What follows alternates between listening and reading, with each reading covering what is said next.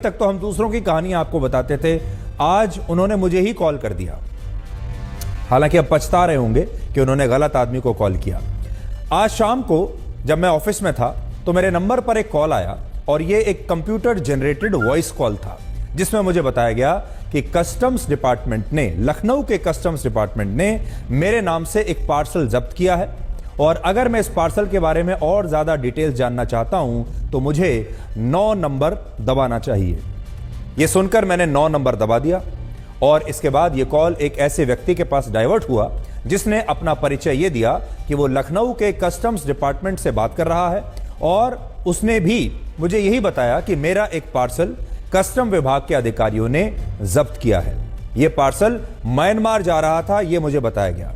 अब मेरा ना तो म्यांमार से कोई रिश्ता है, ना ही मैंने कोई पार्सल भेजा है।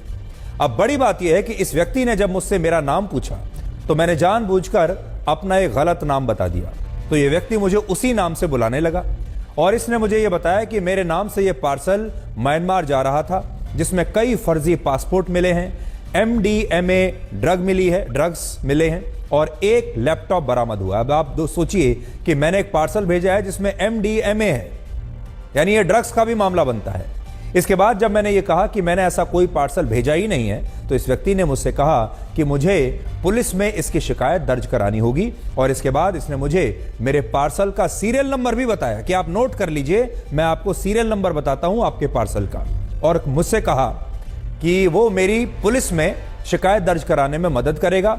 और सब कुछ इस तरह से हो रहा था जैसे ये कॉल साइबर अपराधियों से नहीं बल्कि कस्टम्स डिपार्टमेंट से ही आया है। अब जो व्यक्ति मुझसे बात कर रहा था वो इतना ट्रेंड था बात करने में, मुझे थोड़ी देर के लिए ऐसा लगा जैसे कॉल सेंटर से बहुत ही जो ट्रेंड लोग आपसे बात करते हैं, बहुत सभ्य होकर बात करते हैं और पूरी प्रैक्टिस होती है उन्हें, कहीं भी वो हिचकिचाते नहीं हैं, कहीं भी रुकते नहीं हैं, कहीं भी लड़खड़ाते नहीं हैं, वो जानते उन्हें क्या कहना है। तो बिल्कुल ऐसा लगा जैसे कोई कॉल सेंटर का ट्रेंड आदमी मुझसे बात कर रहा है पूरे कॉन्फिडेंस के साथ। हालांकि कुछ देर के बाद जब इस व्यक्ति को यह लगा कि शायद वो फंस सकता है तो उसने इस कॉल को डिस्कनेक्ट कर दिया। लेकिन इस दौरान मैं उसकी पूरी बातचीत को रिकॉर्ड कर रहा था और जब आज आप इस बातचीत को सुनेंगे तो आपको यह पता चलेगा कि साइबर फ्रॉड का यह नया तरीका कितना खतरनाक है और कैसे इसमें फंसकर आपका बैंक अकाउंट खाली भी हो सकता है।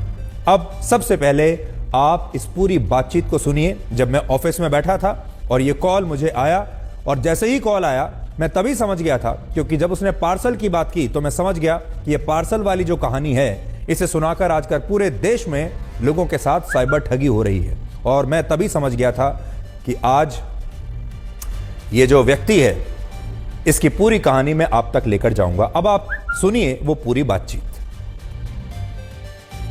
ये बता दूं आपका पार्सल भेजा नहीं है, कस्टम के द्वारा इसको सीज कर दिया गया है, क्योंकि जब इसकी जांच की गई तो कपड़े के अंदर कुछ इलीगल कंटेंट मिले हैं। इसमें काफी अलग अलग लोगों का पासपोर्ट और MDMA जो भी डाक द्वारा भेजा नहीं जा सकता। क्या ये पार्सल आप भेज रहे हैं? नहीं जी, मैंने नहीं भेजा और मुझे पता भी नहीं इस पार्सल के बारे में कि मेरे नाम पर किसने भेज दिया। जिन्होंने ये पार्सल भेजा है उनका मोबाइल नंबर यहाँ मिलता है, एक बार मोबाइल नंबर कंफर्म करें। हाँ जी, ये नंबर आप यूज करते हैं? जी मैं ही करता हूँ। आप कह रहे हैं कि ये पार्सल आपने नहीं भेजा है। भेजने वाले की इंफॉर्मेशन, आपके नाम, नंबर, आपका आधार ID का सॉफ्ट कॉपी यूज किया गया है, इसीलिए आज आपको कॉल की गई है कि ये इलीगल पार्सल को भेजने से पहले हम आपसे जानकारी लेते हैं। जी क्लियर है कि पार्सल आपने नहीं भेजा है? जी मैंने नहीं भेजा है, मैं तो म्यांमार में किसी को जानता भी नहीं हूँ। तो क्या मैं आपसे कुछ पूछ सकता हूँ कि आप अपना आधार ID किसी के साथ शेयर किए हैं या ऑनलाइन शॉपिंग, होटल बुकिंग में? भाई देखिए ऐसा होता है कि आधार तो आप आजकल कहीं भी आप जाते हैं, किसी होटल में रुकते हैं, कहीं भी कुछ करते हैं तो आधार की कॉपी तो सब लोग मांगते ही हैं, तो मेरा आधार तो बहुत जगह होगा। तो देखिए कहीं ना कहीं से आपका आधार ID लीक हुआ है और किसी ने इसका मिसयूज किया है इलीगल पार्सल भेजने के लिए। तो मैं आपको यही सजेस्ट करता हूँ कि आप जल्द से जल्द कुछ स्टेशन से संपर्क करें कि हाँ की पार्सल भेजा जा रहा है और इसके एजेंट लखनऊ पुलिस स्टेशन में एक कंप्लेंट दर्ज कराए ताकि पुलिस की जांच कर सके कि आपके नाम, नंबर, आपका आधार ID का मिसयूज करके ये कौन पुलिस के पास भेज रहे हैं। तो आप पुलिस से नहीं बोल रहे हैं? मैं लखनऊ कस्टम से बात कर रहा हूँ। अच्छा अच्छा, तो फिर अब मुझे क्या करना होगा?